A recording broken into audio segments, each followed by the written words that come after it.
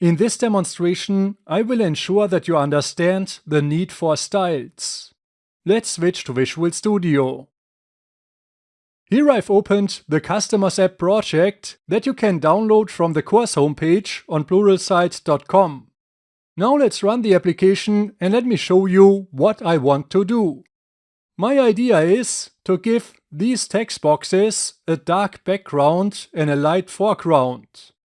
Also, the text should have a bit of padding so that it is not directly at the border of the text box. To do this, let's keep the application running and let's go to the Solution Explorer. Let's expand here the View folder and let's open the Customers View XAML file that contains the two text box elements. When you scroll down in this file, you can see here at the bottom the text box for the first name and the text box for the last name. Now, let's set on the text box for the first name the background property to 555, which is a dark gray. Let's set also the foreground property, and I set this one to white. Now, in addition, let's set the padding property. This is the inner margin of the text to the text box. Like with the margin property, you can define 4 values in the order left, top, right and bottom. If you use the same value for all 4 sides like here, you can also specify just one value to define a padding of 5 pixels.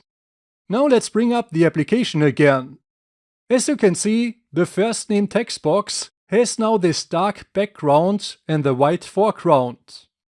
You can also see that this text here has more margin than the text in the last name text box. This is because of the 5 pixels that you assigned to the padding property. Now let's assume that you want that the last name text box looks exactly the same. To do this, let's go back to the XAML document and let's just copy these 3 properties and let's paste them here for the last name text box. Now let's bring up the application again. Now you see the last name text box looks exactly the same. So now we have that look, and to do that in XAML you have copied these 3 property values to the other text box.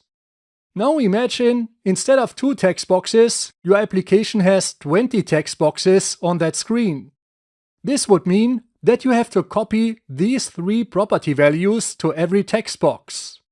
Instead of doing that copy-paste approach, you can define these 3 property values in a style. Let's do this in the next clip.